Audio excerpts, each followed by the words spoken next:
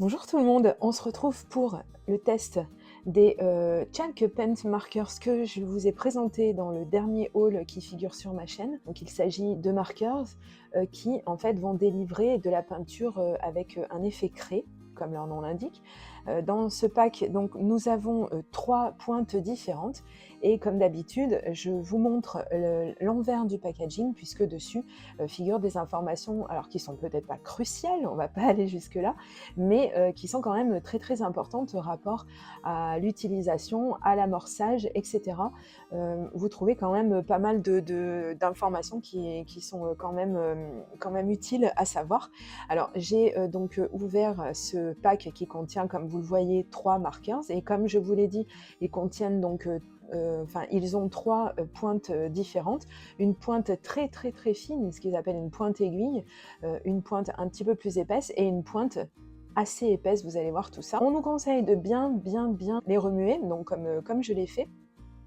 Et une fois donc qu'on a fait ça, n'oubliez pas, c'est très important, surtout quand vous aurez déjà commencé à vous en servir, ne les secouez pas sans leur capuchon, vous allez avoir des risques de vous en mettre partout et surtout faire attention à vos yeux parce que ça a failli m'arriver une fois avec des Posca. Donc voilà, maintenant je me méfie et je ne me prive pas de dire à tout le monde de faire attention parce que mine de rien on a vite fait de se blesser, donc faites gaffe. Voici donc le test du premier. Donc vous avez vu, j'ai pour amorcer mon crayon, mon marqueur, pardon, donc j'ai appuyé un petit peu dessus, ça a fait descendre donc le média à l'intérieur du marqueur et donc ça va toucher la pointe et donc faire couler par capillarité l'encre effet craie. Voilà, tout simplement. Voilà le principe. Donc une fois qu'on connaît ça, ça a l'air tout bête, mais ça permet en fait de savoir comment l'utiliser et comment ne pas l'utiliser, ce qu'on peut en faire et ce qu'on ne peut pas en faire justement.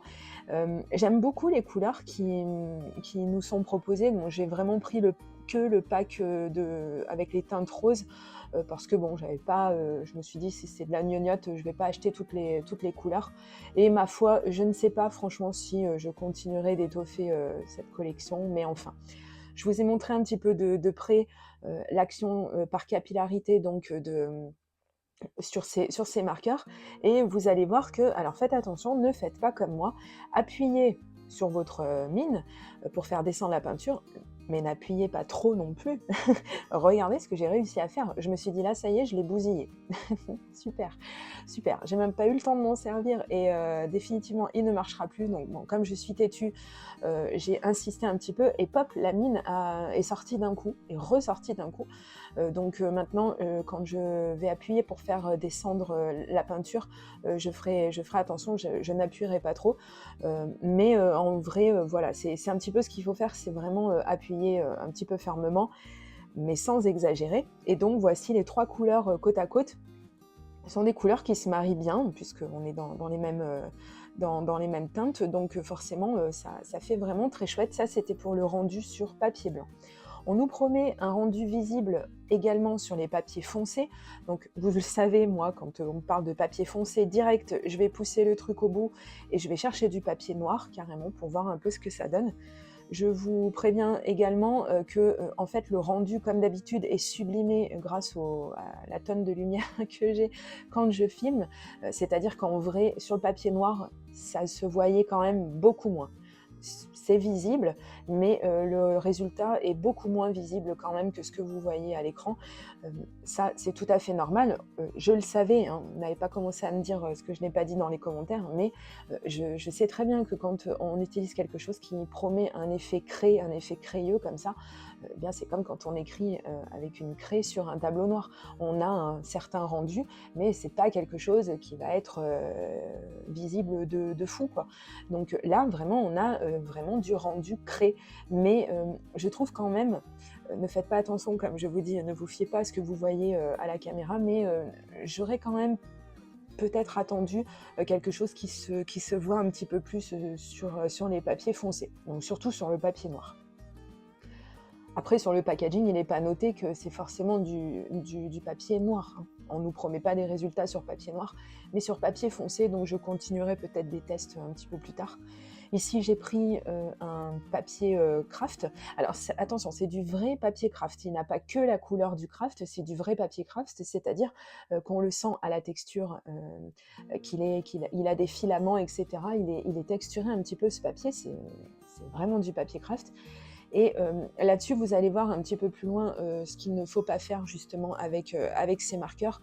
Je m'en suis déjà un petit peu rendu compte sur justement le papier craft, mais vous allez voir que ça va se confirmer, qu'il y a une utilisation qui apparemment n'est pas hyper recommandée.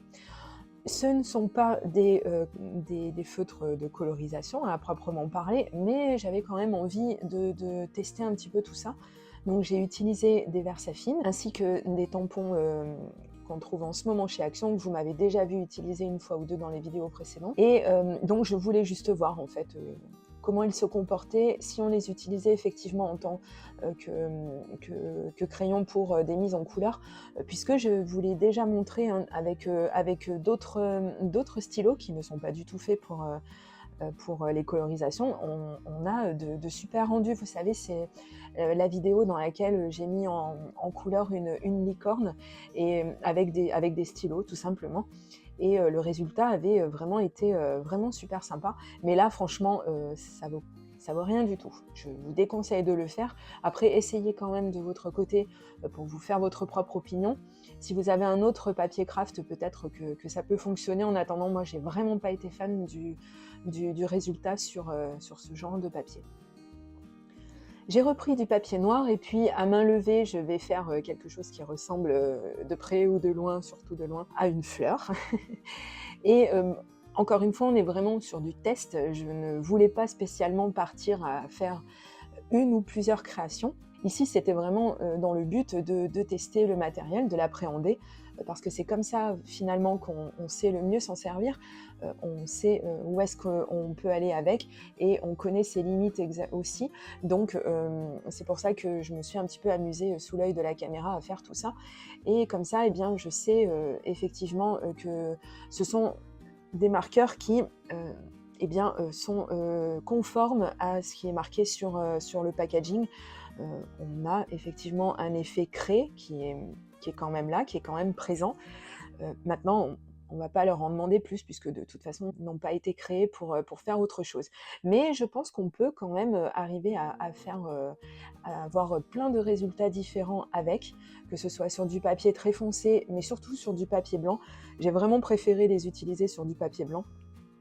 Mais là, j'étais partie sur des créations, des réalisations sur du papier foncé, pour voir un petit peu, par exemple, lequel des 3 marqueurs allait être le plus simple à utiliser, celui qui allait se voir le plus, celui qui allait vraiment donner un rendu très soft. Parce qu'en fait, c'est ça, les rendus à créer. C'est pour ça surtout que je voulais les tester et les utiliser pour voir un petit peu ce que ça donnait, parce que vraiment, moi j'aime beaucoup.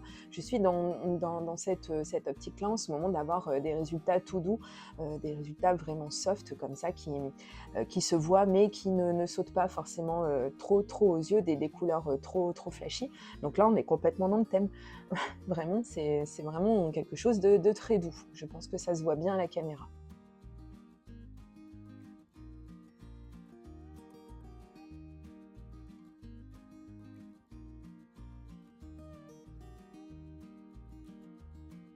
Donc voici la première création, on va dire, entre guillemets, puisque comme je vous l'ai dit, le but n'était pas vraiment de faire des créations, mais plutôt de les tester, ces marqueurs. Et donc je me suis un petit peu amusée, hein. Il y a des moments où j'ai fait quelque chose d'assez géométrique, c'est-à-dire donc que j'ai pris mon tapis de découpe, puisque celui-ci est ligné et que c'est très pratique quand on a besoin de faire le genre de création que je suis en train de réaliser. Et tout simplement, hein, je me suis amusée à tracer des traits. Voilà, donc c'est ce que je vous encourage un petit peu à faire pour trouver les utilisations en fait que vous pourrez avoir de ces marqueurs, parce que on peut, je ne vais pas dire qu'on ne peut pas en faire tout ce qu'on veut, mais c'est vrai qu'ils vont quand même avoir, je pense, certaines limites. Mais ça, c'est de par leur nature. Donc voilà, c'est pour ça que c'est toujours bien, quand on a du nouveau matériel, d'essayer de le mettre un petit peu à l'épreuve et, comme je l'ai déjà dit et redit, de voir jusqu'où on peut le mener pour en tirer le meilleur parti.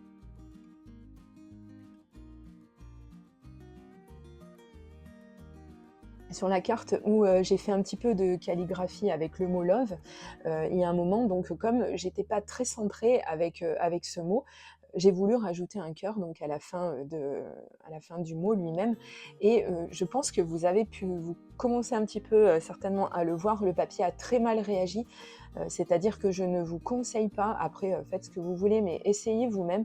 En fait, je ne vous conseille pas de repasser plusieurs fois avec ces marqueurs chalk, puisque en fait le liquide qui en sort, la peinture qui en sort, euh, elle est vraiment quand même un petit peu épaisse hein, pour permettre cet effet crayeux et du coup ça ne tolère pas très bien le fait de passer, repasser et repasser encore une fois dessus. Je pense que ça s'est bien vu hein, sous l'œil de la caméra, que effectivement ça faisait vraiment des pâtés, c'est pas très gracieux. Alors si après c'est le résultat que vous vouliez, et ben ça va tout à fait vous convenir, mais moi je trouve ça pas très chouette. J'ai voulu faire quelque chose de complètement... alors, je me suis dit, on va partir à gribouiller un petit peu pour voir comment le feutre évolue au fil du temps. Et donc, on peut voir qu'on perd au niveau de la largeur du trait. C'est tout à fait normal puisque, entre-temps, moi, je n'ai pas réamorcé mon feutre. J'ai vraiment tracé un trait quasi sans lever la main. Et donc, eh bien, au bout d'un moment, on va étirer la peinture et du coup, on en aura beaucoup moins. C'est tout à fait normal. Si vous ne voulez pas de cet effet, il faut donc arrêter votre trait et venir sur un brouillon réamorcer un petit peu votre marqueur. Donc, je ne savais pas trop ce que j'allais faire de ce que j'étais en train de créer, entre guillemets, parce que alors là, à part faire des traits, voilà, je me dis, mais c'est pas moche en soi, ça ressemble un peu à un fond, mais je ne savais pas trop quoi en faire. Donc, il m'est venu l'idée de passer ça dans ma Big Shot et d'utiliser un die mot, une matrice de découpe mot. Et alors là, mais je me dis, mais oui, mais trop joli.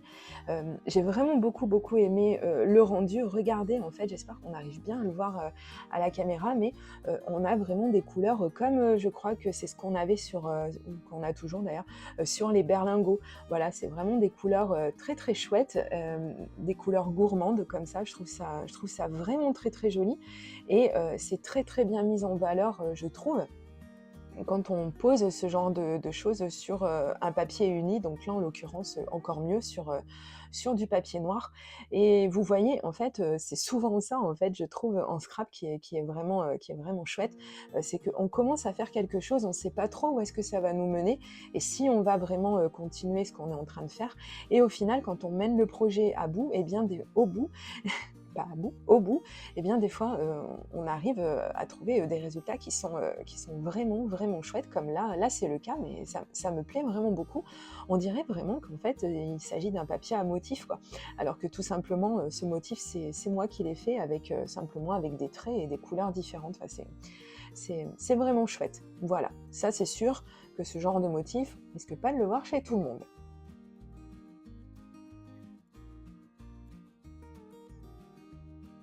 J'ai découpé justement avec un autre die une autre partie donc de ce fond, voilà.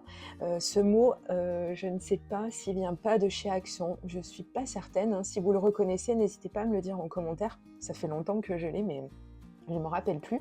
Et si vous l'avez également, celui-ci ou un autre d'ailleurs, je vous conseille de garder les chutes de découpe, donc c'est-à-dire les petites lettres qui vont sortir de votre découpe. De toute façon, je pense que en tant que scrapeuse qui se respecte, on ne jette pas grand-chose. Et là, en l'occurrence, donc, je m'en suis servi de ces lettres pour pouvoir venir placer des petites choses qui auraient pu manquer dans le mot. J'aurais très bien pu le laisser comme ça, mais moi j'aime bien quand même quand on arrive vraiment à lire correctement le texte sur une création. Et je suis venue le placer grâce à l'aide de mon Pick Me Up de Silhouette, qui est un super outil, je vous en ai déjà parlé plein de fois dans mes vidéos.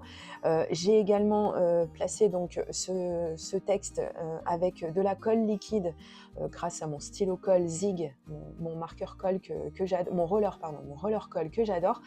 Et donc avec également la pince inversée, la pince tweezer. Donc tout ça, tout ce matériel, vous le retrouverez dans la barre d'information sous la vidéo comme d'habitude. Et si vous cherchez du matériel que vous ne trouvez pas, n'hésitez pas à m'envoyer un petit mail. Vous avez toujours mon adresse mail, pareil, sous chacune de mes vidéos. Si vous avez des questions, si vous avez besoin de me joindre, c'est ici que vous trouverez donc mon mail pour arriver à me contacter. Et puis donc on va terminer quand même assez rapidement ces petites créations. Donc là j'ai utilisé toujours la même découpe que j'ai réalisée une seconde fois et que j'ai positionnée sur une carte de format Project Live, donc c'est-à-dire en 7,5 par 10, puisque vous le savez, hein, je vous présente régulièrement des vidéos où vous pouvez être inspiré pour créer vous-même vos cartes de Project Life ou vos fonds de cartes, hein, tout simplement, puisqu'on peut en faire un petit peu ce qu'on veut. Et voyez donc ce que j'ai pu faire avec les chutes de cette découpe, avec les petites lettres du mot Happy. Voilà, c'est une idée parmi tant d'autres, voilà, je trouvais ça un petit peu original. Eh bien, n'hésitez pas à me dire ce que vous pensez de ces chalk markers, si vous aussi, vous les avez achetés, et si vous les utilisez d'une façon différente, voilà, parce que c'est toujours bien d'échanger dans les commentaires, d'avoir vos idées, vos remarques, etc. Moi, j'aime beaucoup, beaucoup vous lire, et ne vous inquiétez pas, même si je ne vous réponds pas, quoi qu'il arrive, je lis tous les commentaires, et surtout, n'hésitez pas, je vous le redis, si vous avez une question ou quoi que ce soit à me poser donc cette question soit dans les commentaires, soit par mail. Vous avez donc mon adresse sous chacune de mes vidéos. Voilà. Eh bien écoutez, dites-moi laquelle de ces créations vous aura le plus plu et je vous dis à très très bientôt pour de prochaines vidéos créations. Gros bisous, bye bye.